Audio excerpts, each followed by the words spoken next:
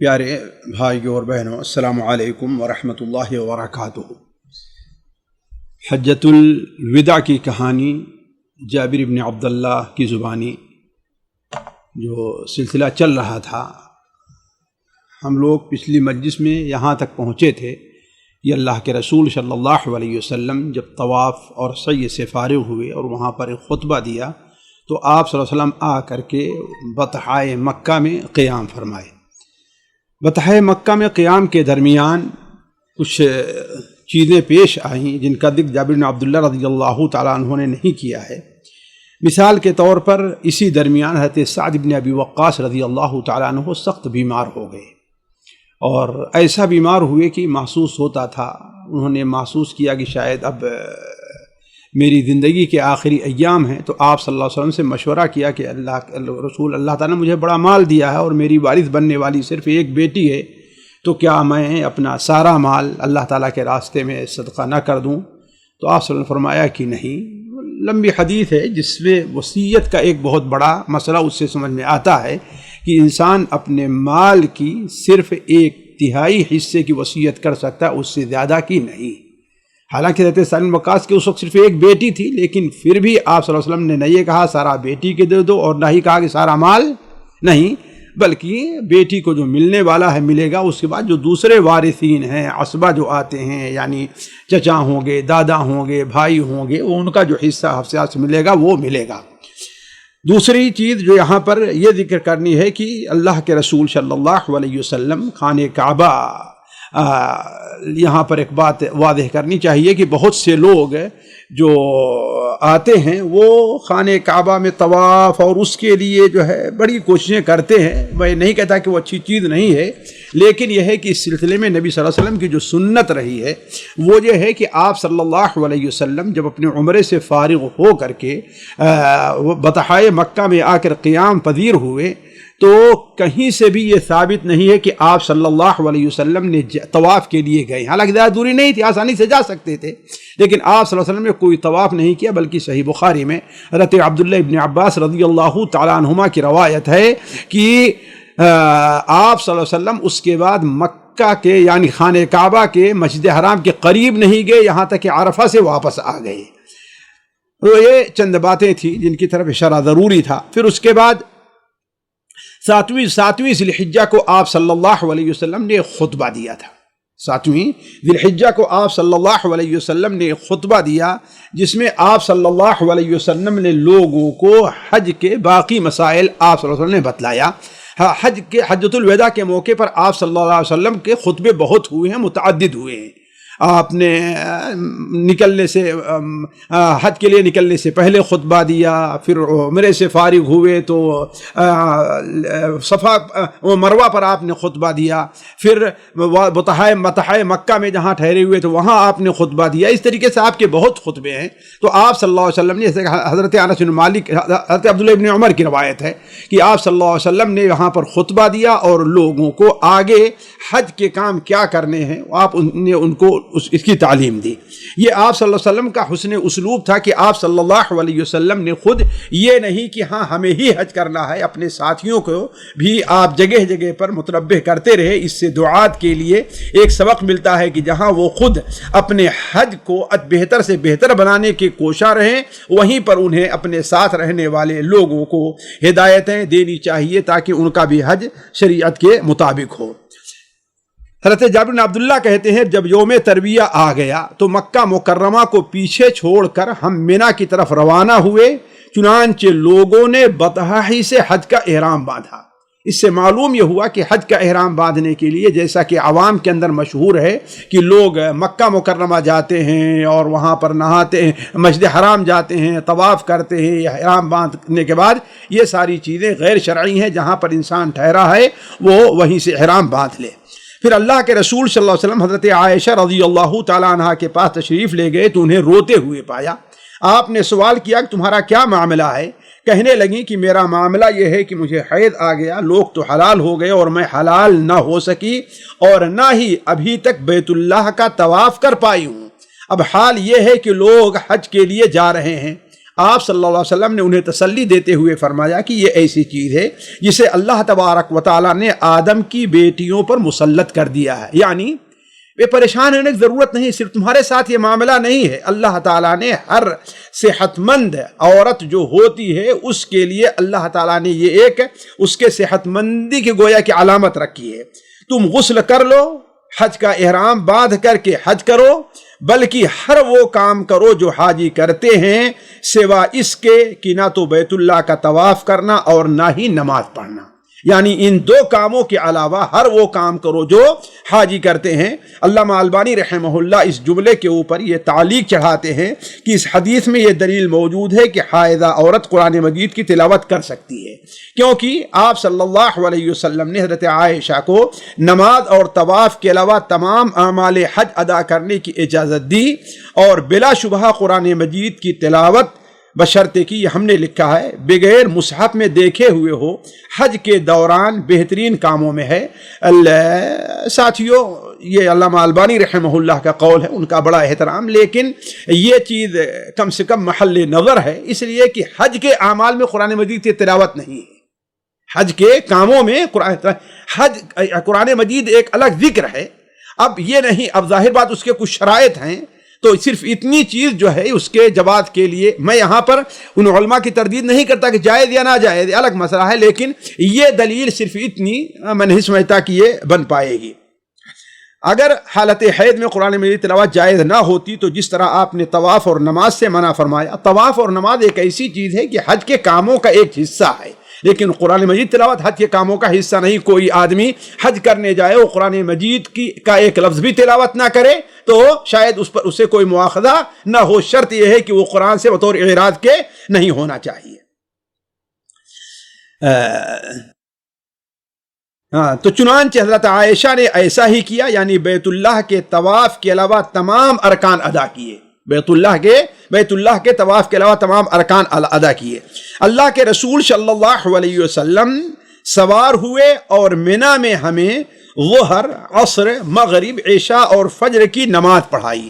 سوار ہوئے اور ظہر، عصر، مغرب، عشاء اور فجر کی نماز پڑھائی۔ گویا آپ صلی اللہ علیہ وسلم نے 5 وقت کی نماز وہاں پڑھی تھی، ہر نماز کو اس کے وقت پر پڑھا تھا، 2 نمازوں کو جمع نہیں کیا تھا، اور قصر کے ساتھ پڑھا تھا، ہر نماز کو اس کے وقت میں پڑھا اور قصر کر کے پڑھا، جیسا کہ اس سلسلے میں حضرت مالک کی روایت صحیح ہے، ان کے اندر ہے کہ آپ صلی اللہ علیہ وسلم جب حج کے لیے نکلے تو لم یزل یصلی الرکعتین حتی رجع الی المدینہ، آپ برابر 2 رکعت ہی پڑھتے رہے یہاں تک کہ آپ مدینہ منورہ واپس چلے آئے۔ فجر کے پڑھائی، فجر کے بعد آپ کچھ دیر ٹھہرے رہے یہاں تک کہ سورج طلوع ہو گیا۔ یہیں سے معلوم یہ ہوا کہ منی کے اندر شب باشی، رات گزارنا، یہ حج کا طریقہ، اہم طریقہ ہے۔ بعض علماء عموماً علماء اسے سنت کہتے ہیں، امام مالک رحمہ اللہ کے نزدیک واجب ہے، اور خود علامہ البانی رحمہ اللہ کا رجحان اسی طرف ہے کہ لیلۃ عرفہ، منی میں رات گزارنا، یہ حج کے واجبات میں داخل ہے، واللہ عالم۔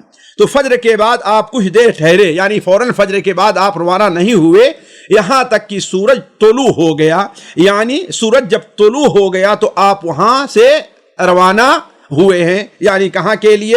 آپ صلی اللہ علیہ وسلم روانہ ہوئے ہیں عرفات کے لیے، اور آپ صلی اللہ علیہ وسلم نے نمرہ میں اپنے لیے ایک خیمہ لگانے کا حکم دیا، وادی نمرہ۔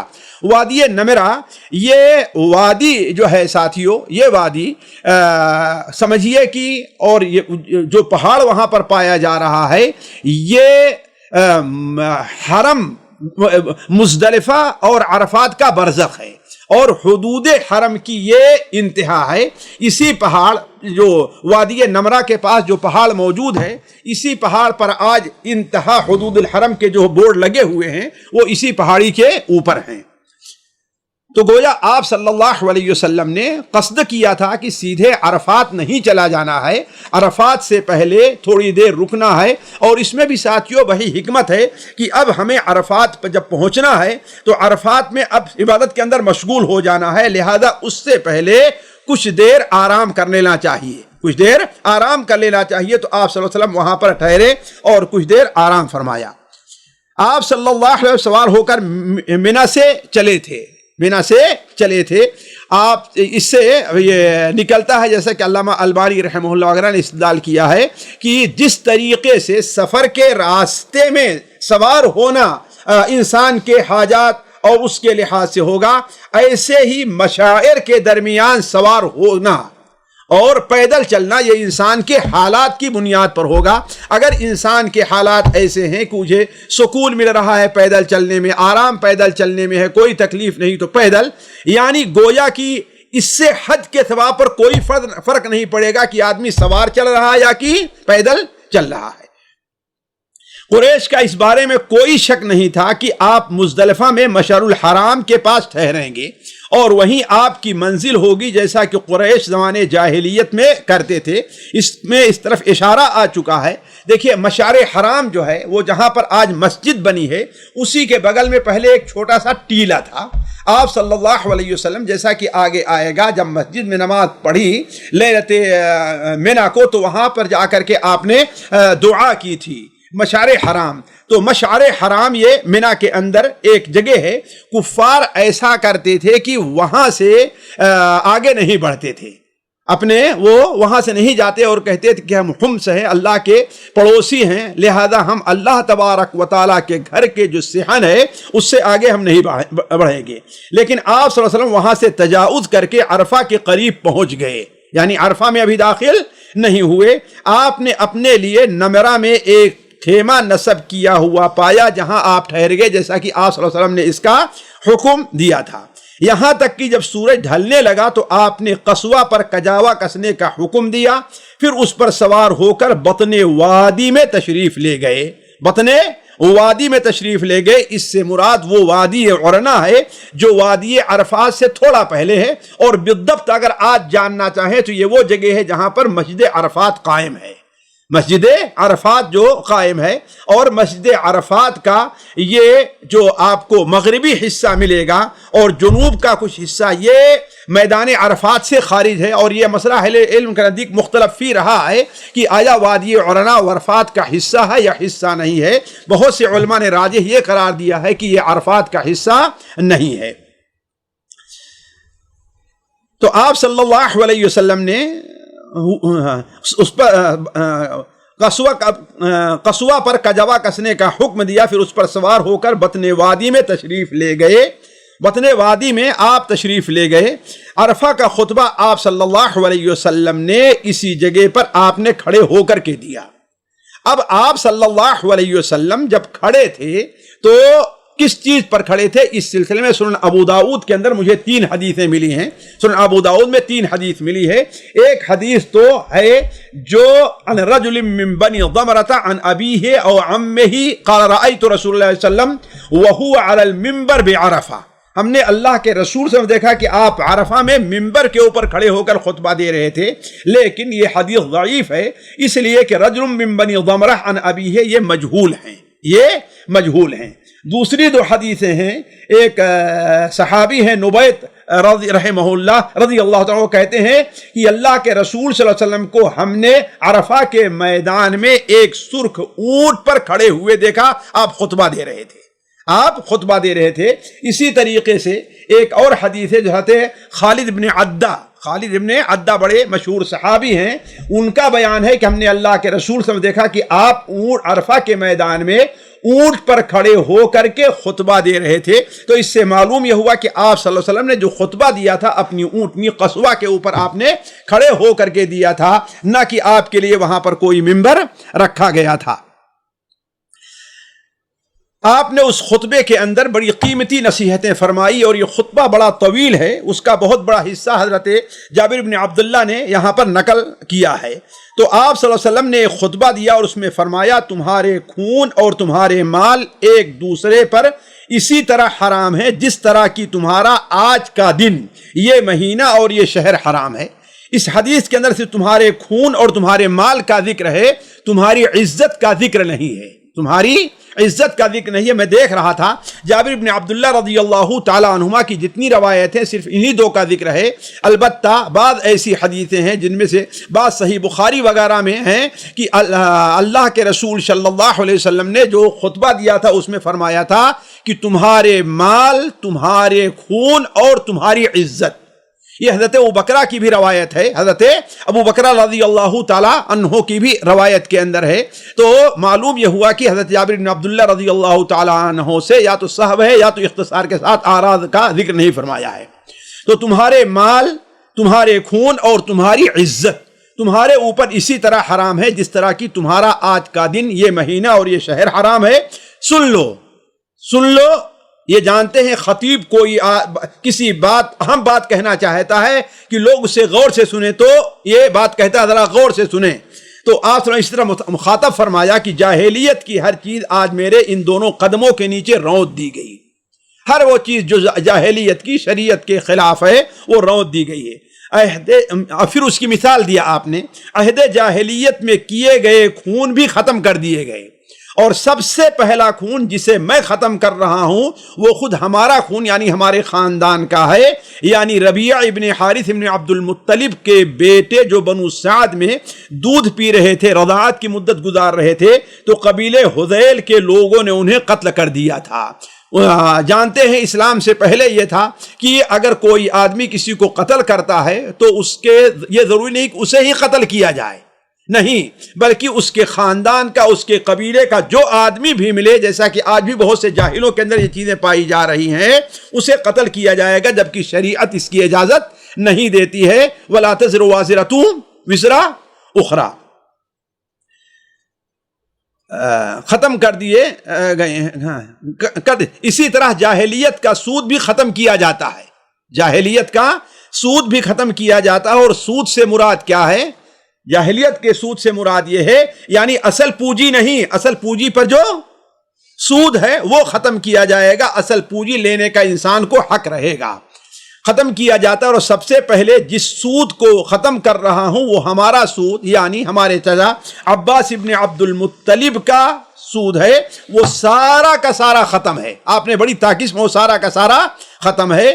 پھر آگے آپ صلی اللہ علیہ وسلم نے ارشاد فرمایا، لوگوں عورتوں کے بارے میں اللہ سے ڈرو، کیونکہ تم نے انہیں اللہ تعالیٰ کی ذمہ داری میں حاصل کیا ہے، بے امان اللہ، ذمہ داری میں حاصل کیا ہے۔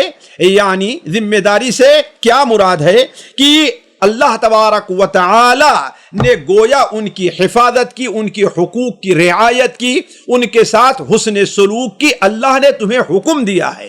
وَعَاشِرُوهُنَّ بالمعروف، معروف کے ساتھ ان کے ساتھ معاشرت اور زندگی بسر کرنا، اور اللہ کے کلمے کے ذریعے ان کی شرمگاہ کو حلال کیا ہے۔ اللہ کا کلمہ کیا ہے؟ اس سلسلے میں امام نووی رحمہ اللہ نے 4 باتیں لکھی ہیں۔ ایک بات تو یہ ہے جس کو زیادہ راجح قرار دیا ہے علامہ البانی نے بھی، کہ اللہ تعالیٰ نے فرمایا ہے کہ فَانْكِحُوا مَا طَابَ لَكُم مِّنَ النِّسَاءِ، تو گویا اللہ تعالیٰ نے تمہارے لیے عورتوں سے شادی کرنے کو جائز قرار دیا ہے، تو اس یہ کلمہ وہ ہے۔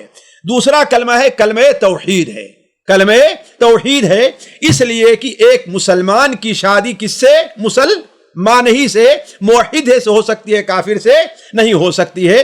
تیسری چیز کیا ہے؟ کلمہ نکاح ہے، کلمہ نکاح یعنی ایجاب اور قبول، ایجاب اور قبول ہے کہ ظاہر بات ہے کوئی عورت کسی کے لیے حلال اس وقت نہیں ہوگی جب تک ایجاب اور قبول نہ پایا جائے، نکاح کے ارکان اور شرائط میں یہ چیز داخل ہے۔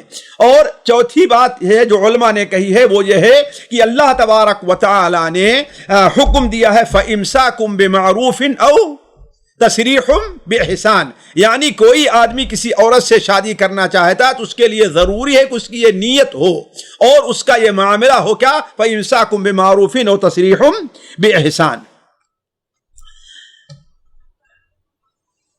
کلمہ کے ذریعے ان کی شرمگاہ کو حلال کیا ہے۔ تمہارا ان کے اوپر یہ حق ہے کہ وہ تمہارے بستر پر کسی ایسے شخص کو نہ آنے دیں جس کا آنا تمہیں ناگوار ہو، جن کا آنا تمہیں ناگوار ہو۔ علامہ البانی رحمہ اللہ نے اس سلسلے میں بڑی بہترین بات کہی ہے، انہوں لکھتے ہیں کہ اس کا مختار معنی یہ ہے کسی بھی ایسے شخص کو تمہارے گھروں میں داخل ہونے اور بیٹھنے کی اجازت نہ دے جسے تم ناپسند کرتے ہو، خواہ وہ شخص اجنبی ہو، مرد ہو، عورت ہو، یا عورت کے محارم ہی میں سے کوئی نہ ہو۔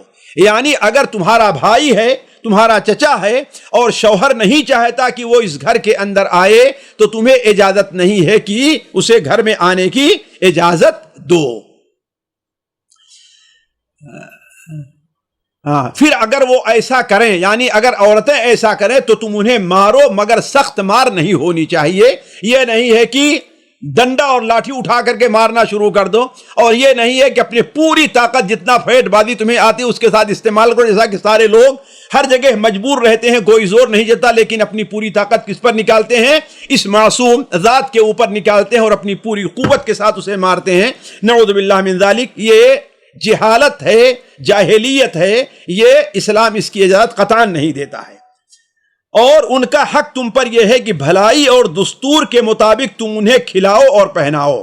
بھلائی اور دستور کے مطابق، یعنی جس ماحول میں تم رہ رہے ہو اس ماحول کے لحاظ سے تمہاری حیثیت کے جو لوگ ہیں، تو جس طرح تمہاری حیثیت کے لوگ اسے کھلاتے ہیں، کپڑا دیتے ہیں، رہائش کا، حتیٰ کہ اگر اس کے لیے خادمہ کا انتظام کرتے ہیں تو تمہارا بھی یہ حق بنتا ہے کہ اس کو وہ حق ادا کرو۔ یعنی کسی ماحول میں رہتی ہے کہ اس حیثیت کے لوگ جو ہے اپنے گھروں کی صفائی وغیرہ کے لیے خادمہ رکھتے ہیں، تو تمہیں بھی یہ کرنا چاہیے۔ بھلائی اور دستور کے مطابق تم انہیں کھلاؤ اور پہناؤ، اور میں تم میں ایسی چیز چھوڑ رہا ہوں کہ اگر تم اسے مضبوطی سے تھامے رہے تو کبھی گمراہ نہ ہوگے، اور وہ ہے اللہ کی کتاب۔ وہ ہے اللہ کی کتاب، جیسا کہ آپ صلی اللہ علیہ وسلم نے اس سلسلے میں بڑی تاکید فرمائی، بلکہ مستدرک حاکم میں جیسا کہ صحیح ترغیب و ترہیب میں ہے کہ اللہ کے رسول صلی اللہ علیہ وسلم نے بڑے واضح طور بیان فرمایا کہ ان الشیطان قد یئس ان یعبد بارضکم، اللہ تعالیٰ نے شیطان اس سے مایوس ہو چکا ہے کہ تمہاری اس سرزمین میں اس کی عبادت کی جائے، لیکن رضی ان یطاع فیما سوا ذلک مما تحقرون من اعمالکم، لیکن وہ اس پر راضی ہے کہ بعد وہ چیزیں جنہیں تم معمولی سمجھتے ہو، حقیر سمجھتے ہو، بڑی نہیں سمجھتے، ان باتوں میں تم اس کی اطاعت کرو، لہذا چاہیے کہ تم اس سے پرہیز کرو، اور یاد رکھو میں تمہارے درمیان ایک ایسی چیز چھوڑ کر کے جا رہا ہوں کہ جب تک تم اس کو۔ سامعین کرام، ہمارے علمی اور عوامی دروس اور سوال و جواب کی مجلسوں سے آپ خود بھی مستفید ہوں اور اپنے دوست و احباب کے ساتھ بھی شیئر کریں۔ عین ممکن ہے کہ آپ کے شیئر سے کسی کی اصلاح اور آپ کے لیے صدقہ جاریہ بن جائے۔ واٹس ایپ پر اسلامک میسج حاصل کرنے کے لیے نمبر نوٹ فرمائیں: یعقوب عزیز 00966 5089595707۔ واٹس ایپ سوال جو آپ گروپ میں ایڈ ہونے کے لیے نمبر نوٹ فرمائیں: عبدالسلام عمری 00966 502627 نمبر بھیجتے ہوئے نام اور پتہ ضرور لکھیں۔ اسی طرح ہمارے یوٹیوب چینل اسلامی دعویٰ کو ضرور سبسکرائب کریں تاکہ ہماری ہر نئی اور اہم ویڈیو کی اطلاع آپ کو فوری حاصل ہو جائے۔ تمام دروس، مقالات اور سوال و جواب سیریز کے لیے ہماری مشہور ویب سائٹ www.islamidawah.com کا مشاہدہ کرتے رہیں۔ السلام علیکم ورحمۃ اللہ وبرکاتہ۔